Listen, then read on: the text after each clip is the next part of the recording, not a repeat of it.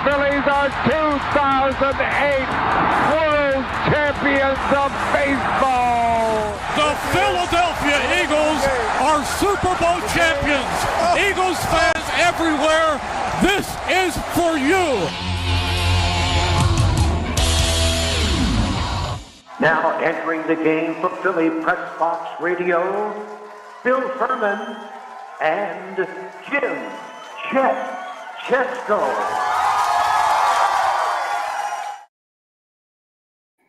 It's Tuesday, January 16th, 2024. Welcome to the Philly Pressbox Radio, brought to you by the Irish Rover Station House in Langhorne, PA. Allstate Insurance in Westchester, PA. Cavs, Philly Tailgates, and the Edge of Philly Sports Network. I'm Bill Furman. I'll be your host tonight, along with my partner, Jim Chet Chesko. And Chet, the Eagles. Anyway, the Flyers are playing really good hockey, going 3-0 on a recent road trip, winning in Minnesota, in Winnipeg, in St. Louis, playing fantastic. We'll certainly talk more about both of those. The Sixers got Joel Embiid back yesterday, picked up a win. He is playing tonight, it appears, in a head-to-head matchup against Joker. That should be fun to watch. And, hey, should we go ahead and just throw it out there? Spring training is next month. We're 29 days from pitchers and catchers. As always, there's plenty to talk about. Oops, hang on, Bill. The Eagles just missed another tackle. Yeah, right? Or a couple. Oh, God. You know, a lot of people are suddenly really looking forward to baseball and spring training. It is fast approaching, less than a month away. But, you know, with the Eagles season over, Bill, fans are also going to be giving the Flyers a lot more well-deserved attention. They've been terrific. They have. And, hey, we've got a great guest to talk about the Flyers tonight. When Brian Propp, the Flyers legend, going to talk Flyers hockey, the alumni game activity, some personal ventures Propper has going on. So what do you think we get to that?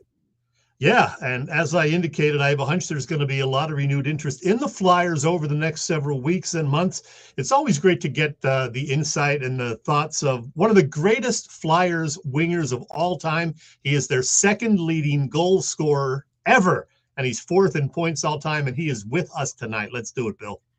Let's do it. Let's welcome Brian Propp back to Philly Pressbox Radio. Proper, welcome. Yeah, guffaw. There it is. Brian Propp, great to see you once again. You know, we're going to talk about the alumni game that is coming up later this month, but let's start talking, first of all, about the current Flyers team. As we said before we got on the air, they've been just on fire lately, winning road games, getting great goaltending. Lo and behold, they're 24-14-6. A lot of people thought it was going to be a down year, a rebuilding year. They have the fourth best record in the Eastern Conference and looking very much like a playoff team. What are your thoughts and what surprises you maybe about this year's Flyers, Brian? Well, I noticed that when I watched them play, they're really tough to play against. Like they force all the time. They don't give teams time on the ice, and plus they're getting good goaltending. But the defense and it's a couple of new defense that are playing really well, and they're playing as a team. Like I like that they're fighting a little bit more with the tough guys. That makes it a little more different, but it's good. I think ever since Dan Briere took over the team, and Jones is going to be there, and Don Hefferton running the team, you know, they're doing their own thing, just letting him run the team, and they're making their own decisions. And I like what they're doing it because like the draft guy that he didn't want to play there. So screw him. That's right. He's on. There you go. Hey, Proper, in your long NHL career, you played for a couple teams, mainly the Flyers, but did you ever have a coach that has these players basically on a day-to-day evaluation, you know, almost hour to hour, and has no problem, no matter who you are, saying, tonight's your night off, pal? Yeah, that would be Mike Keenan, because like he's a lot like the new coach that we have right now. He doesn't take anything, and he just, if you're not playing well, you get benched. Thankfully for me, I didn't get bunched too much. But we had good teams in the 80s. We had good goaltending, good leadership, good players, Brad McCrimmon, Mark Howe, Dave Poulin, Kerr, Bob Clark, Leach, Barber, like all those guys at the start, and then Tockett and Mellenby. So they learned from the younger guys how to play and win a lot more. So it was really good for me. But Keenan was he liked to challenge the other players, and but we had good teams, and so he didn't have to get in that much trouble. Hey, Brian, you mentioned the change in management with the Flyers, Danny Briere and Keith Jones. You know these guys, I'm sure, pretty well from your many years as a Flyer alum. Are these guys the right guys to take the Flyers to the next step? Yeah, they're good because like Danny's like he has been working with Connecty because like that's why he's having such a good team. And he taught him to score more and that's why he's the all-star right time. But he's playing with passion and he's fiery, and so like I think Danny taught him a lot just by having as a GM. And then Jones, like he knows his hockey because he's done all the other things for TV and radio, and he knows all the players.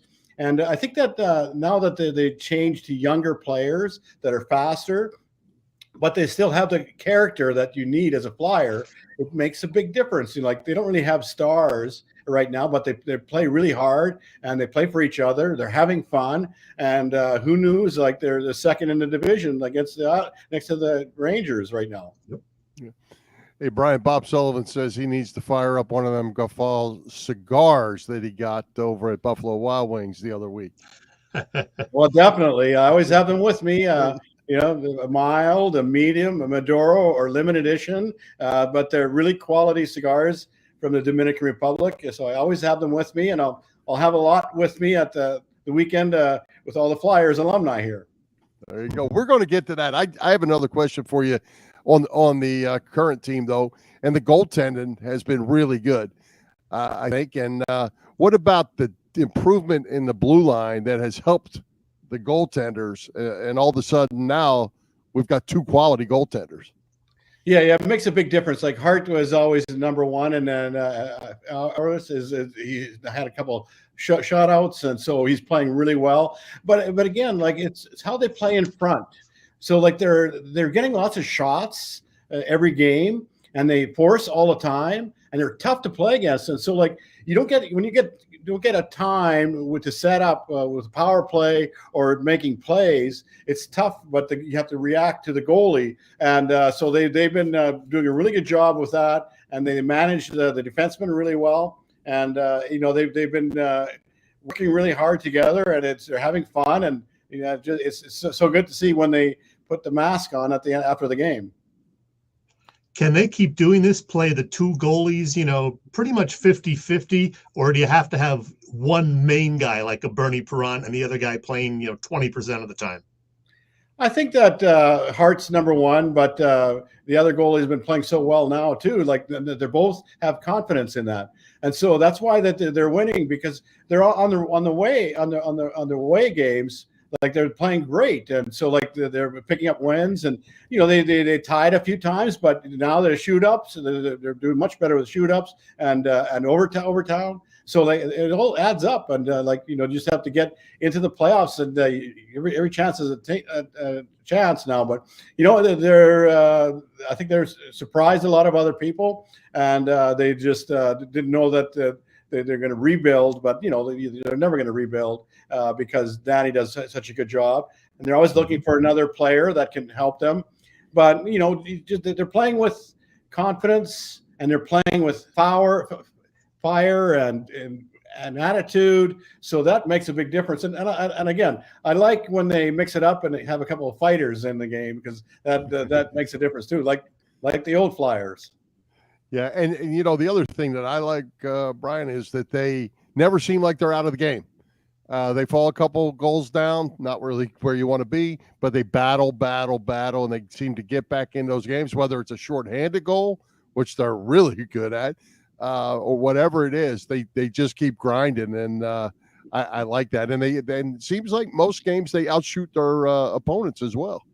Yeah, they shoot a lot, but their power play wasn't that good a month ago, but it's getting better. Yeah. But they don't have many on the power plays every once in a while. But I think that the setup is really simple. Like they go from the back and they take it to the side and they take it to the front, and then they shoot and they get in front of the net. And so that's the way you have to do it.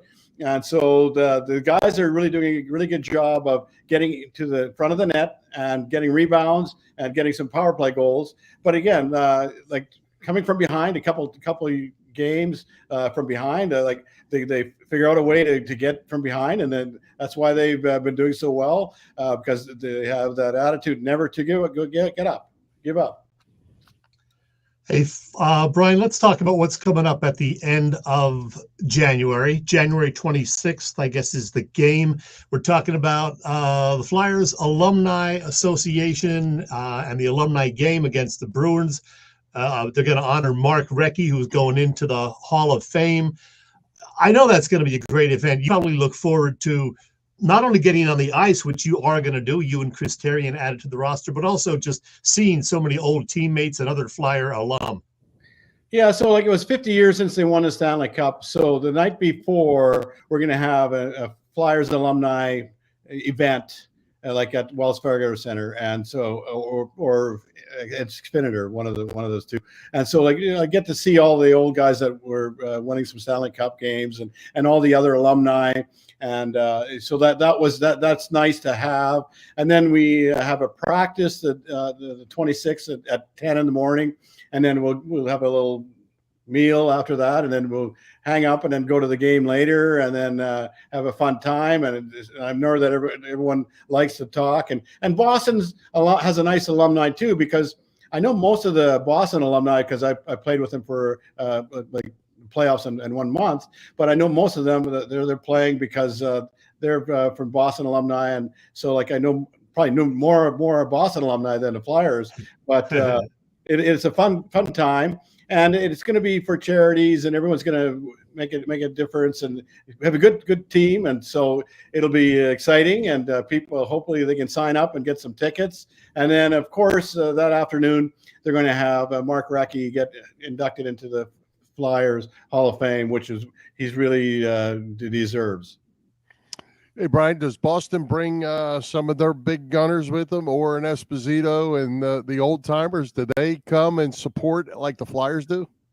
I think it's more the younger guys, like a Bork, who's like about my age, and then Kenny Linsman, he'll be playing for Boston, and come on, Rat. Nifty, I don't think Orr's not going to play, and Esposito, he might be busy with the other team that he has, and then and then Swoop and a few other guys that I know from Boston, they're 40s, 50s, and so it'll be a good time, and but it'll be entertaining, and while maybe they'll have Chara now as now alumni, they'll have a couple of younger guys but they'll have a good team too. Now, here's the Flyers roster as of a few weeks ago, but you have been added to the roster, as has Chris Therien, our buddy Bundy. Some real good names there, including, of course, Eric Lindros and Recchi and Brent Fedek and John LeClair, too. So some big names. Mark Howe and Joe Watson, who we mentioned, 80 years old, is going to skate. That is great. Brian Boucher as well. So a lot of big names right there. The fans are going to really enjoy that. Yeah, and I think that Fedek just got hurt. So he's not going to make it, because he hurt his shoulder, so he's not going to be playing. So, but maybe we'll fill it up with other guys. We'll have other guys that can fill the spots, and so it'll be a fun time. But yeah, these guys are a little younger; they can skate faster than me. But after my stroke, I still can't shoot the puck that well. But I skate pretty good, and I'll be a pain in their ass. I'm available, Brian. I can center you and John LeClair if you need me. I'm available. Yeah, there we go. Yeah, that's good. Yeah. Hey, is Donald Brashear added to the lineup just in case somebody decides they want to throw down? You still got Brashear there. Well, of course, and then Chara too. He's 6'9", so you have to watch. But and Fridge, he likes to fight. So we have a couple tough guys. and so it should be a fun time. Yeah, I do like that Mike Richards is coming back too. I guess it's his first time back since he left Philly, and good to have him back in the organization. He was a good player, and for whatever happened, they parted ways. I always liked Mike Richards. Yeah. Well, he's a good player with Carter too. Like they played really well together, and like Carter is still playing for Pittsburgh, and so I keep in touch with a lot of these people because on the alumni, like I know what everybody's doing with where they're living, themselves, what they're working on, and where they live and things like that. So it's good for everybody that's going to be part of it. We'll have lots of posts. My brother-in-law, Bill McKay, is going to be a photographer for the event. And so, we'll get lots of good pictures. Great. Well, we mentioned that you played the bulk of your career with the Flyers, but as you said, Brian, you finished up the 1989-90 season with the Bruins. You played 14 regular season games and then the postseason, and you guys made a deep run all the way to the Cup finals. That was some pretty good teammates you had. Cam Neely, Ray Bourque, even your old Flyers teammate Dave Poulin was on that team. That must have been a lot of fun. Yeah, it was really fun because that year I got traded at the end of the year because I had a high hand injury. Like I missed 27 games because I had a hole in my artery, and so I had to get that taken out. And so I just took me a couple of years to get a heal, and then at the end of the year, I just got traded at the end. But I think Clark did me a favor because they were going with younger guys, and Dave Poulin got back in January, and they were number one in the league that year. And then that year, that was the year that the triple overtime and the lights went out the first game, and Cleaner he scored in triple overtime, and he only played like one shift and got the goal. And that really that hurt us because we needed to win that first game in Boston. Now, Proper, you have a whole lot of personal activities going on. You are one busy man. You've got a little cigar situation going. You've got golf. You've got all kinds of stuff. Tell us what's up. Yeah, so I've got a cigar event at Chubby's Steakhouse in Gloucester City. The 28th. It's going to be it'll be a nice event. If they want to go to www.chevysteakhouse.com and sign up. There's going to be 80 people. I think we have about 40 of them already signed up, but we have room for other guys. And you get 2 of my cigars at the start. It's in a restaurant that you can smoke in the restaurant.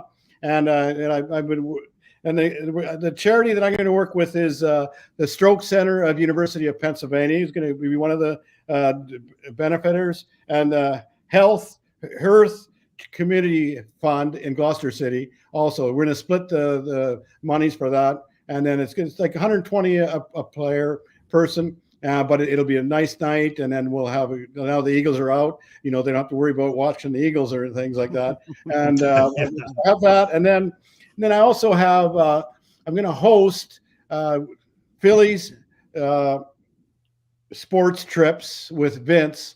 I'm going to host an event. We're going to leave from maybe downtown or something like that, and then we're going to have a tailgate, and then I'm going to bring my cigars, and then we're going to go to the game at the MetLife Stadium, and then go back after that. So I'm going to be hosting with that, and so we have about 120 signed up right now. We want to try to get to 200 people, and so that's what I've been working with, a couple of that, and then I also have my own golf tournament at Riverwinds golf course and tennis for the Stroke Center, University of Pennsylvania at Riverwinds.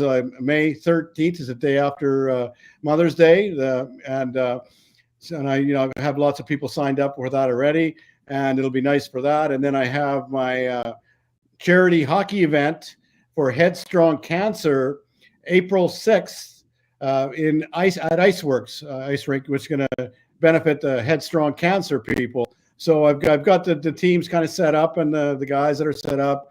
Luke Nolan's going to help me. Carrie Frazier is going to be one of the refs, and I got a couple other celebrities.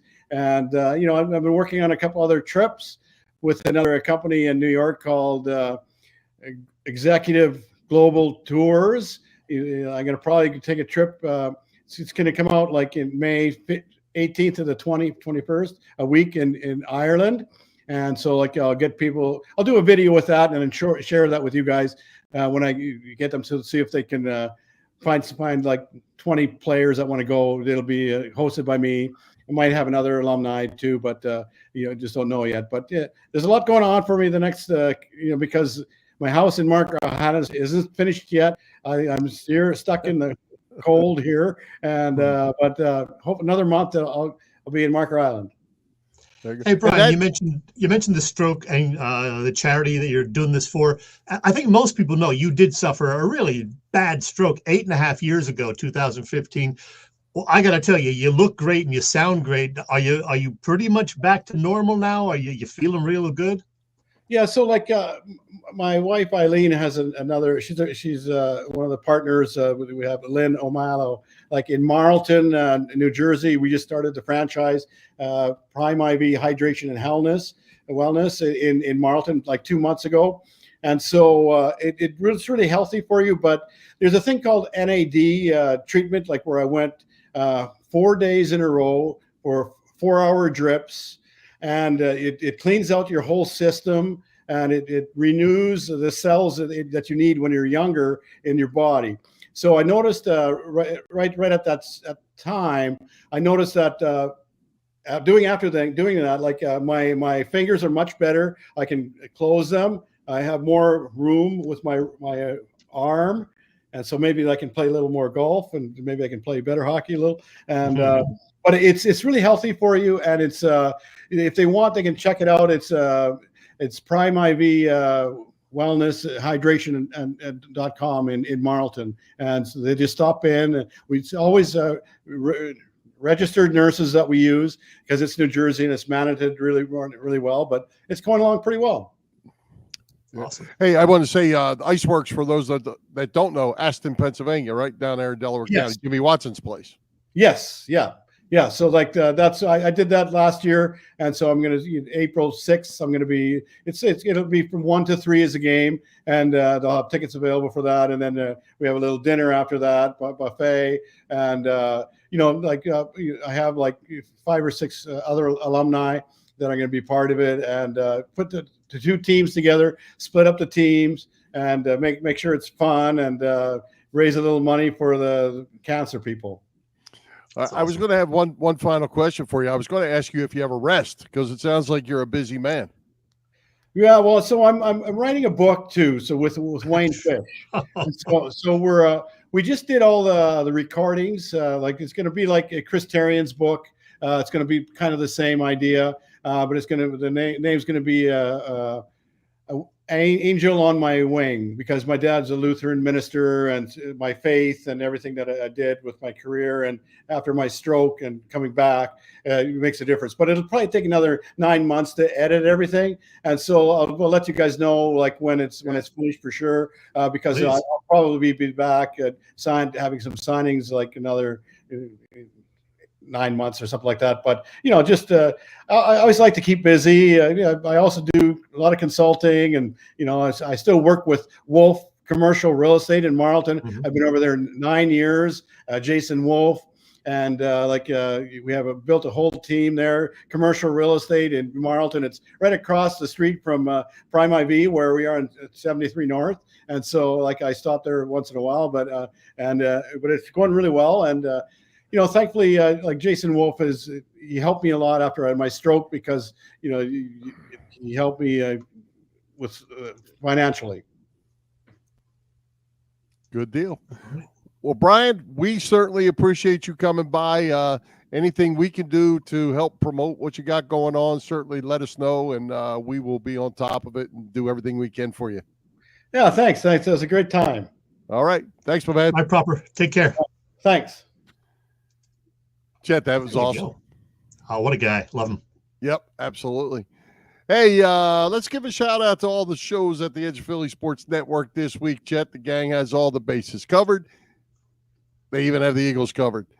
You can catch all the action on www.eopsports.com, as well as find our show and their show on YouTube. Philly Pressbox Radio and Edge of Philly Sports. There you see the shows for the week. Looking pretty good. We're just missing some Birds action. We're doing our show here Tuesday evening live on a couple of platforms, but it will be re-aired tomorrow in our usual Wednesday 7 p.m. time on the Edge of Philly Sports Network. So if you had a good time, you can watch and listen to us all over again because, that's how the internet works. Yep. And go hit YouTube, hit that Philly Pressbox Radio page, hit those subscribe, follow, and like buttons. We need more followers, Chet, and share with your family and friends. Yeah, join us. We have fun every week, and we're going to be talking lots of Flyers and Sixers in the week ahead because this is it for the Eagles, unfortunately, but we'll get to them in a couple of minutes. We sure will. But, hey, first, let's go over this rotation this week. Oh, the Irish Rover, you say. You froze up on me a little bit there. But yes, you ask about the Irish Rover, and I shall tell you all about what's going on there. They have Quizzo every Wednesday evening at the Irish Rover. They're located, by the way, on Bellevue Avenue in Langhorne. Dinner specials Thursday through Sunday. Killer Burger Thursdays. They got some great burgers. Ask Joe Bonder. He'll tell you. Also, live music, and that's on Saturday night. Also, 24 beers on tap. That's every single day, 24 beers on tap. The Irish Rover, again, is located on Bellevue Avenue in Langhorne. And I just realized we are just 2 months from St. Patrick's Day, so you know where I'm going to be. The Irish Rover, Bellevue Avenue in Langhorne. You can get all the details on everything on their website. That would be irishroverstationhouse.com. And you know what? One more time, Bill, I think we got to hear from our pal, Merrill.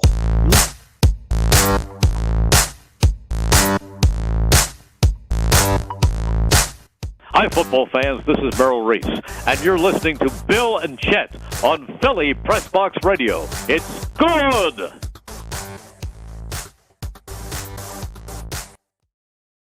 I'm not thinking that Merle had much of that to say last night, Chet.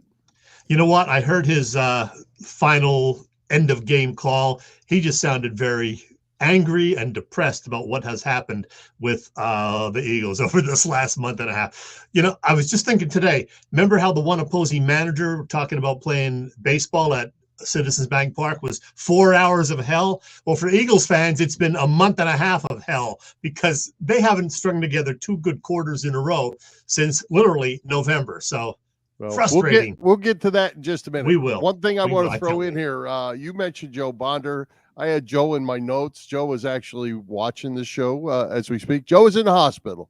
Oh, no. So we wish Joe the best. And our buddy Fester Talamani is also in the hospital. So shout out to you, Joe and Fester. Get better, get well, and get back on your feet. We got stuff to do yet. And Jane recovering from her knee replacement last week. So everybody's getting a little work done, taking care of things. So hopefully you all come out of this very, very well in the weeks and months ahead. We're getting ready for the second half. That's right. That's right. Hey, one more thing we're going to hit before we get the Eagles, Chet. We got to talk Sixers. Joel Embiid is back.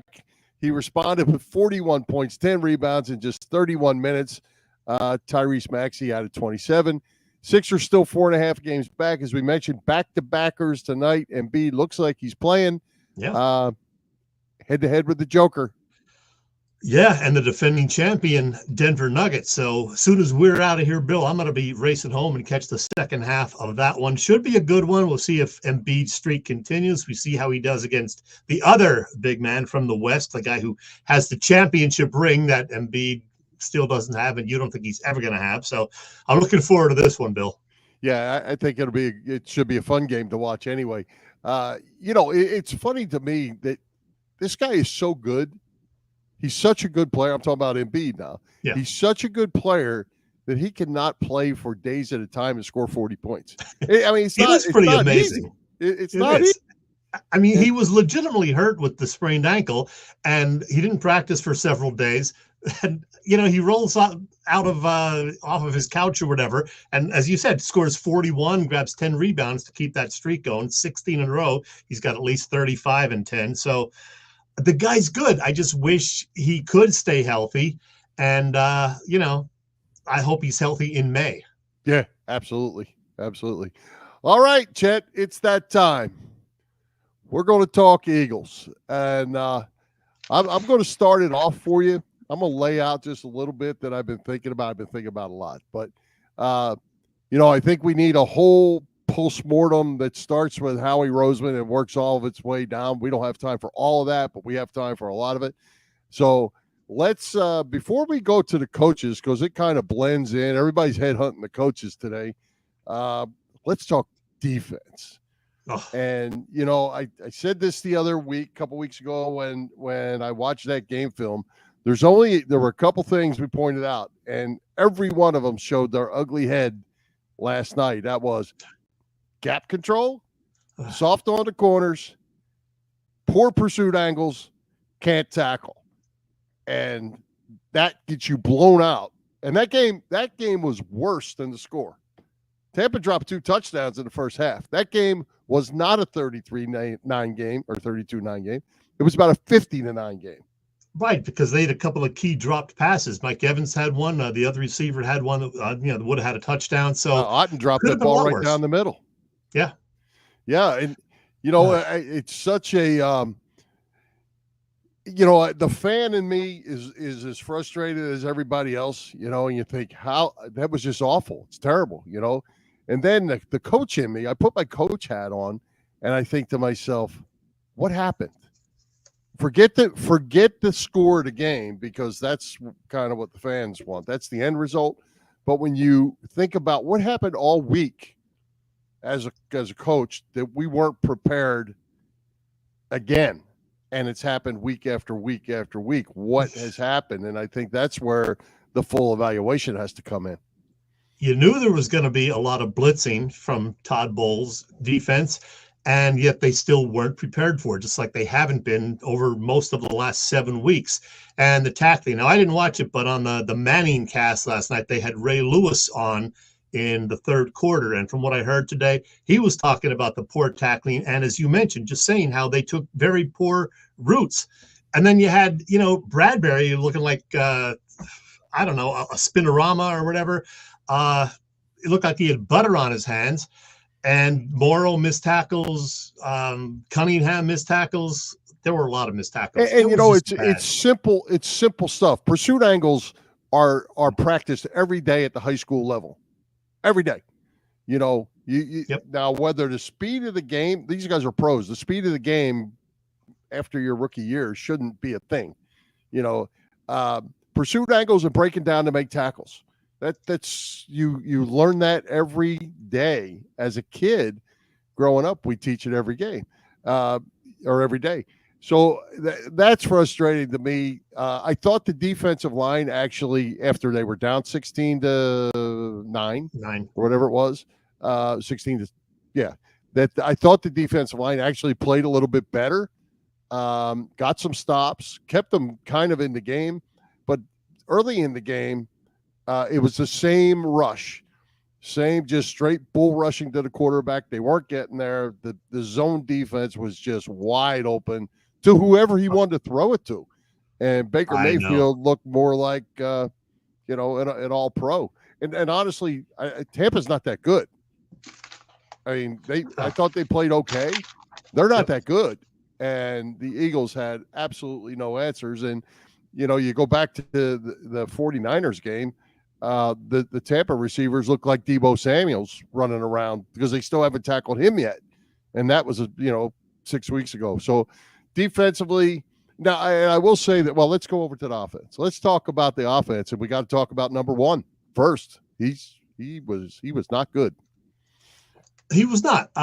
He wasn't terrible. I mean, to be honest, but he wasn't great. Certainly, he wasn't the guy who was runner-up for MVP last year or considered for an MVP maybe halfway through this season. But yeah, some poor decisions on his part. The safety that he took, just awful. You just can't do that. You can't from the 14-yard line. Yeah. Yeah, you don't get safeties from the 14-yard line. Yeah. He was going backwards a lot. And now you got to wonder, is it the coaching or is it him?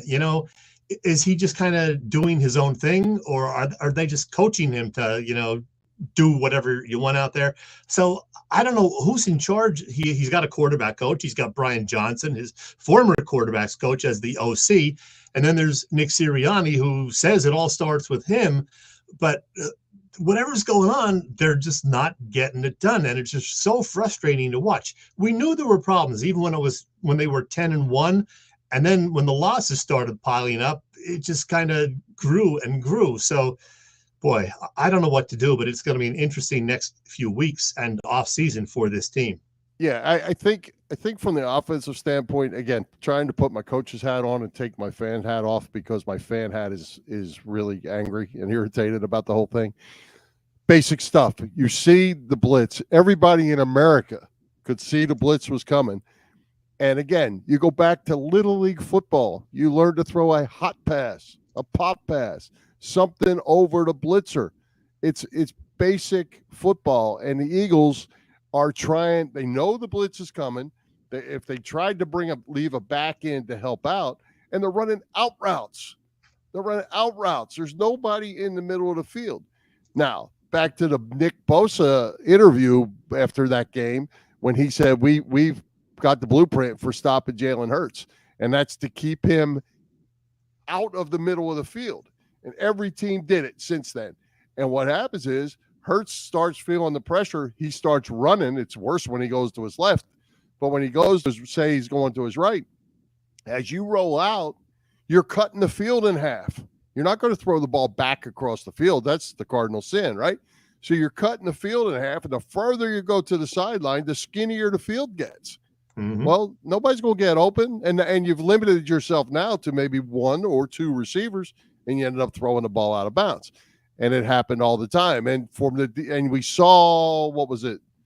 It was in the third quarter when they finally actually started getting something, and he finally had a break up the middle, and he ran like he was actually able to run, because otherwise he looked like he was running with sand in his shoes.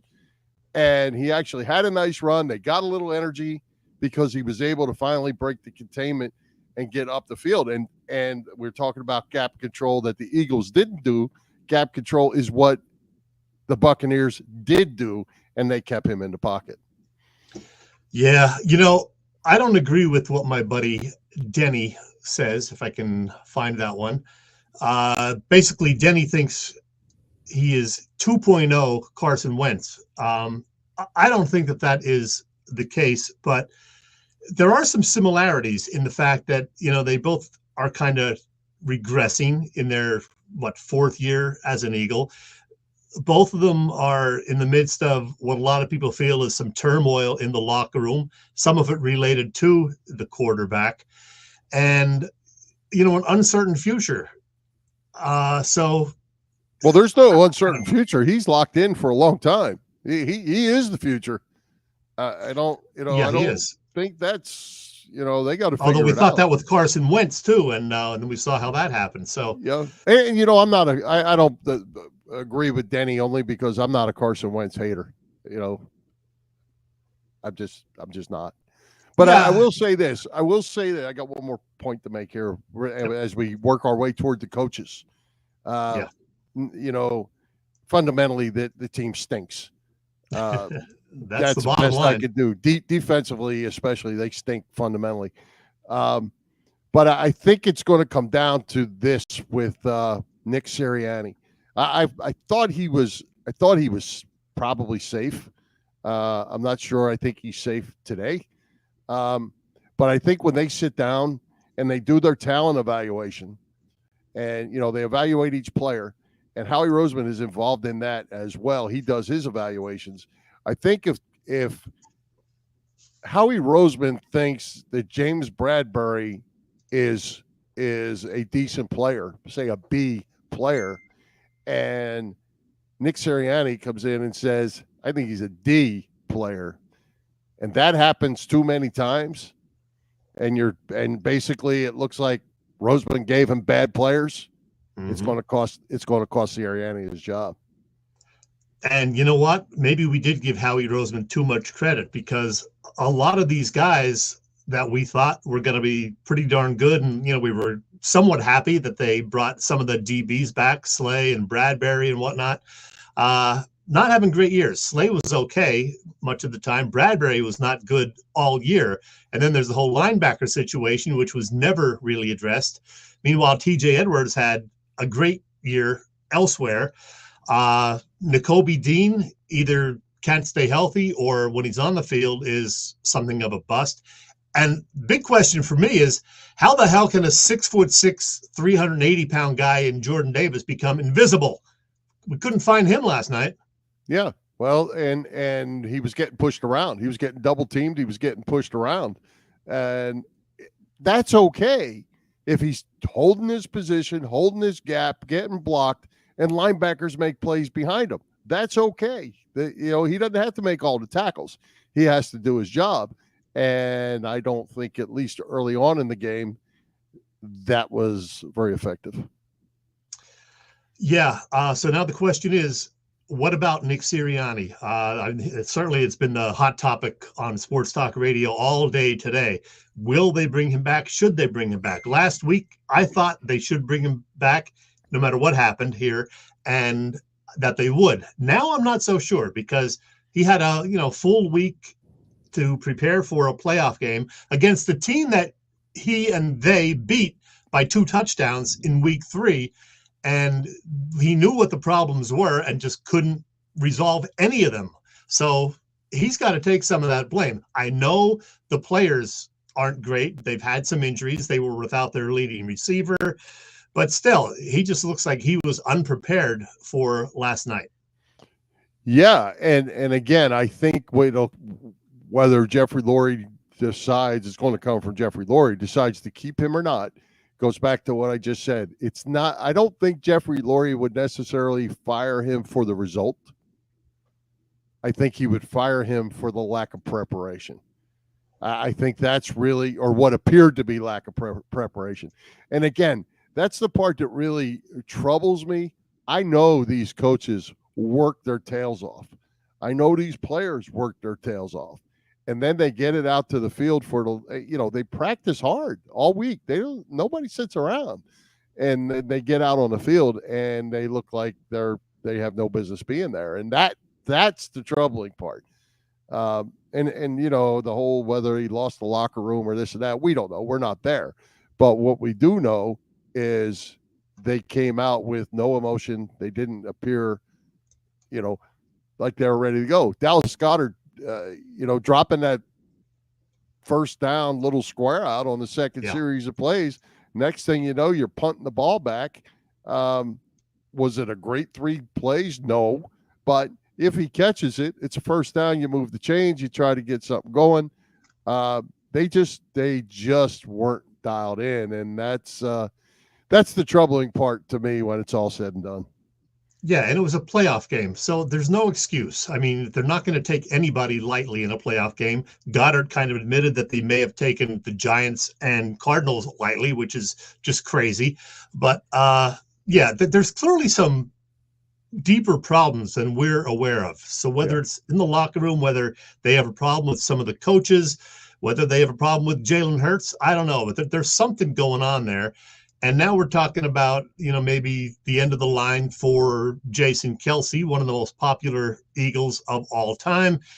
By several accounts today, he said goodbye to his teammates, basically that he would be hanging it up. He has not confirmed that, but man, what a way to go out. I mean, with these stinkers of games over the last month and a half for Kelce, including, that New Year's Eve loss to the Cardinals, his last home game as an Eagle, perhaps just very sad because he deserves better.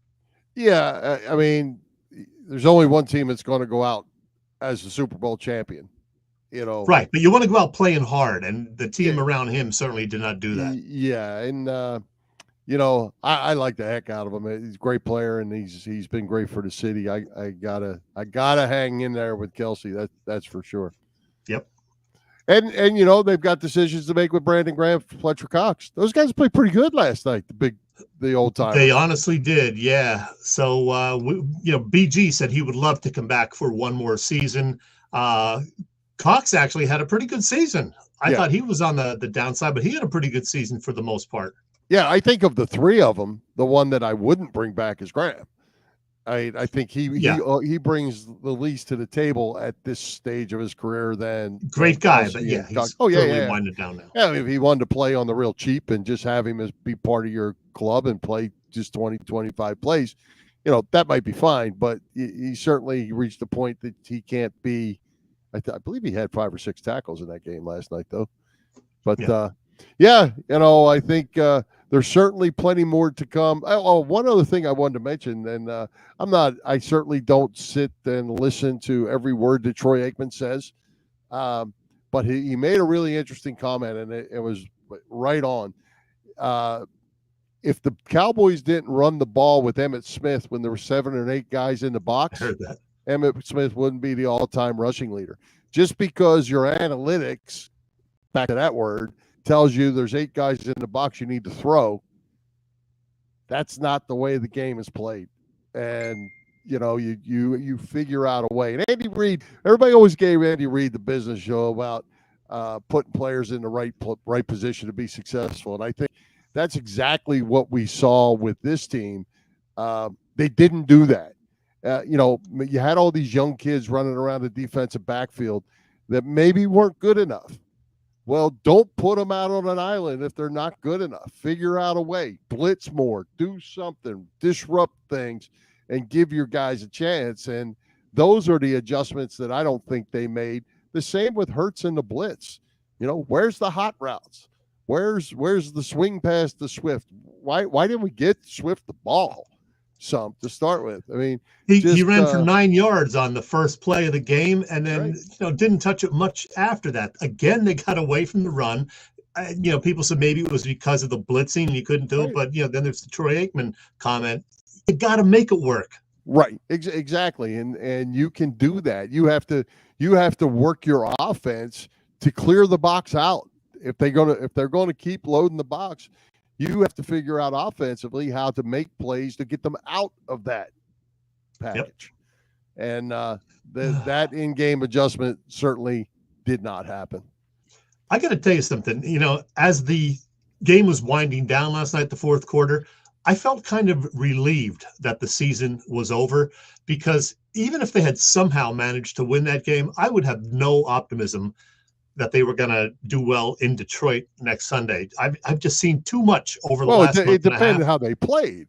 I mean, if they had just pulled out a squeaker, if they dominated Tampa Bay, but I mean, just even when it was 16-9, it didn't feel like they were in the game to me. No, because you knew watching it should have been 30-9. Exactly. Yeah. So and I think you and our friend Boop last week just kind of made your picks with your heart. Oh, yeah. I made mine with my eyes and my head because I've been watching this Eagles team the last 6 weeks. Yeah. And one final comment on Jason Kelce. The end of the season makes his retirement decision very easy. I think so, too, yeah. Why come back and go through this again? We already know that he was on the teeter-totter and whether to even come back this year. Still playing at a fantastically high level, tremendously high level.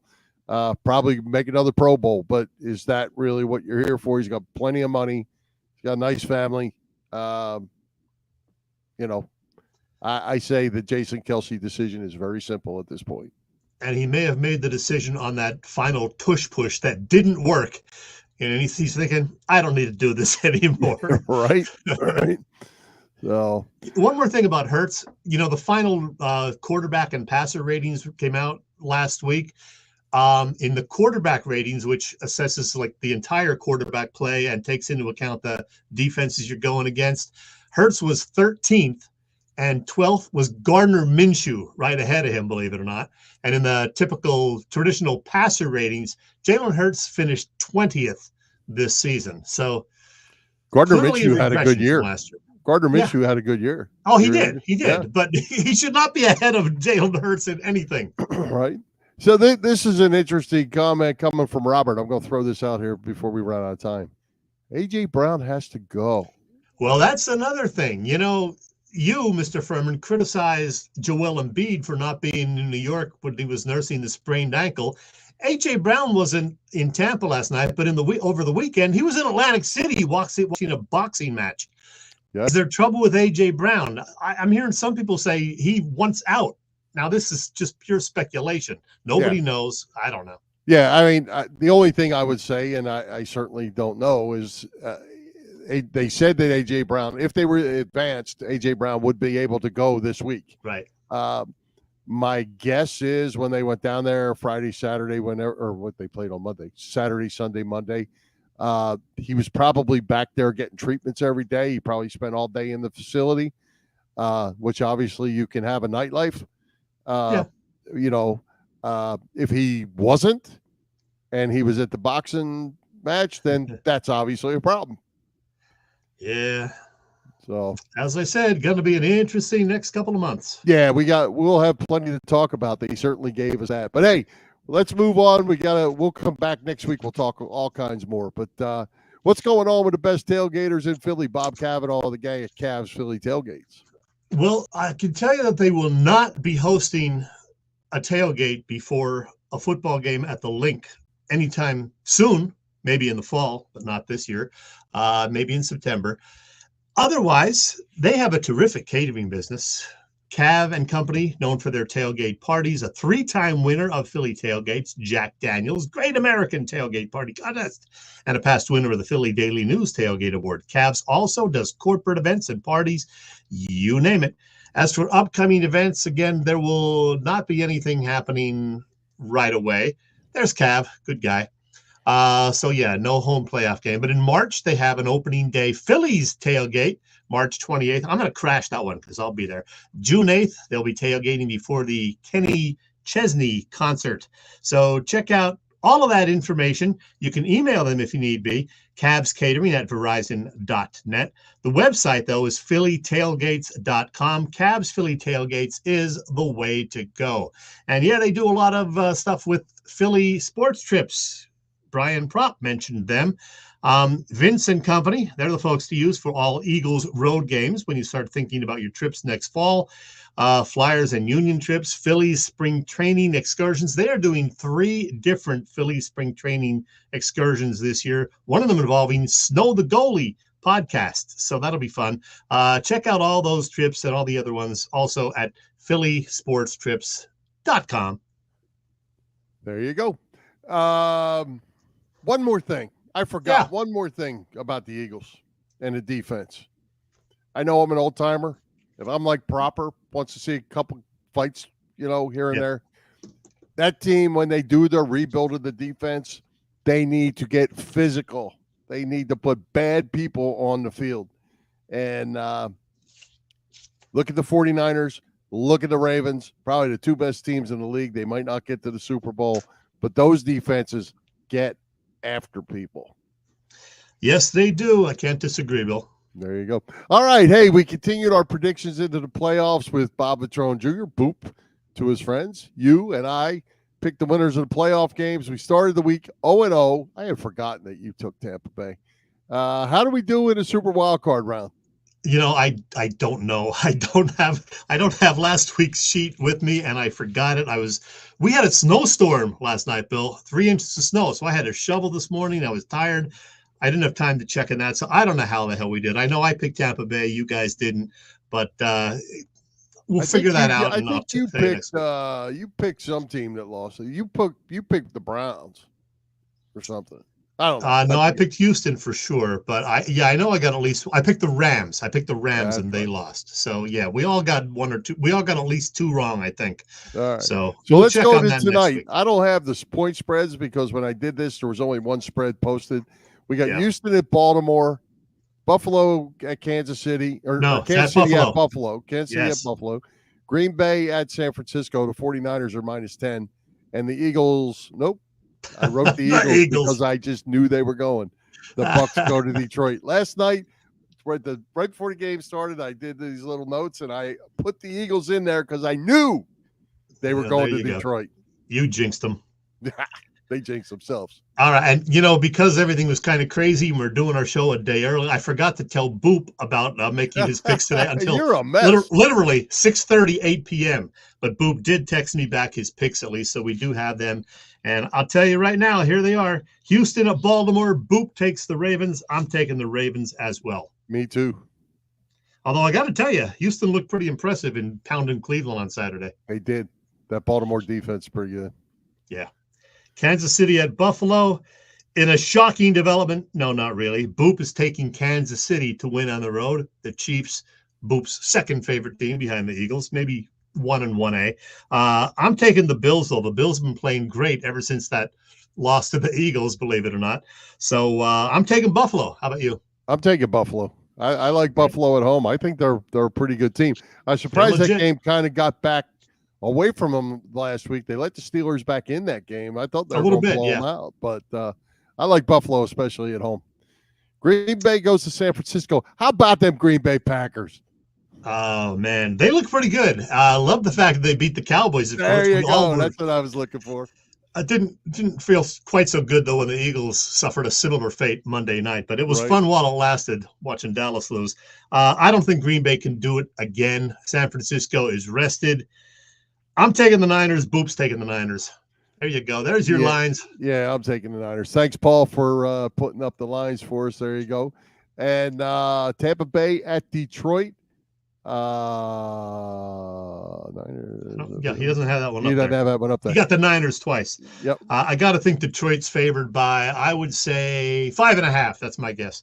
I'm taking the Lions. Boop is also taking the Lions. I'm taking the Lions. And speaking of physical defenses, they play physical defense in Detroit. Well, we all like that. Dan Campbell. He looks like a tough guy, and he wants his players playing tough. That's right. All right, Chet, we had another great guest tonight, Brian Propp. Who's coming to Philly Pressbox Radio next week? I just confirmed a couple of hours ago we are going to have the annual visit from Kevin Cooney, working the Beat podcast, occasional contributor to Philly Voice and other stations. He's occasionally on 97.5, sometimes with our pal D. Lynham. Kevin Cooney joining us next week to talk not only about the Philly sports scene, but it'll be the day after the baseball Hall of Fame announcement comes. So he will tell us whom he voted for and what he thinks of the new inductees that'll be announced next Tuesday when he joins us next Wednesday, the 24th, Bill. I'm looking forward to that because he posted his ballot on Facebook, and him and I were sparring a bit about his picks. I don't remember them. I didn't know we were going to have Kevin, but that will be a lot of fun. Yeah, well, we'll see how he did and see what you think. So that'll be next week. Kevin Cooney joining us. Oh, wait, that's not all. I forgot. We have another Flyers guest next week, Brad Marsh, on the show as well. So another Flyers legend who's going to be lacing them up for the alumni game on the 26th. So not only Kevin Cooney, but Brad Marsh, former Flyer and the head of the Flyers Alumni Association, joining the show for the first time. That should be fun. Now, before this gets away from us, you have an event to attend tomorrow. Tell us quickly about that. I'll be seeing Kevin Cooney and a whole bunch of other sports media people. It is the Philadelphia Sports Writers Association annual banquet, number 119, I believe.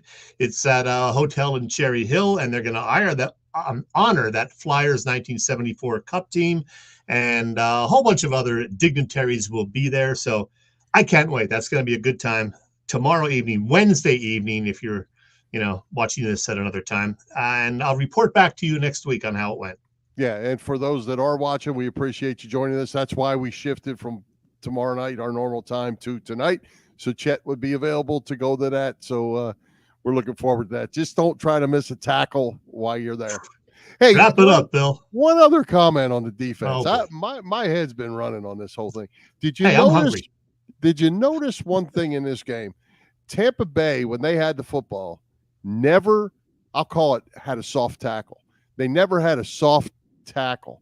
They knew the Eagles couldn't tackle, and so they ran hard no matter what the situation was. There was no stepping out of bounds. There was no hitting the ground. They were running through people because they knew the Eagles couldn't tackle. It was out there for them. It was all over their film. And Tampa took advantage of that. They played mean. They ran mean with the ball, and it worked for them. I also noticed that the Eagles were 0 for 11 on third down. 0 for 9 on third down, 0 for 2 on fourth down. Okay, yes. yeah, that was it. Yes, But yeah, over. first time that's happened since 1986. I heard. Yeah, I didn't hear that, but they Oh, were my over. God. That's for sure. That is So, not hey, good. there plenty to go around at all sides of the ball. Even Covey dropped the punt, for God's sake. He did. Let's get out of here, Bill. All right, let's thank tonight's special guest, Brian Propp. Our sponsors, the Irish Rover Station House, Cavs Philly Tailgate, PPCC 118 Raz Room. For Jim Chet Chesko, this is Bill Furman. We hope you enjoyed the show. We'll join Philly Press Box Radio next Wednesday at our regular time, January the 24th at 7 p.m. You see us live on Facebook, on our Philly Press Box Radio YouTube channel. Listen on Google Podcasts, Apple Podcasts, iHeartRadio, and all the others. High hopes, Philadelphia sports fans, and I guess we'll go with let's go Flyers. And now, folks, that's it. Good night to all of you, and good night, Mrs. Calabash, wherever you are.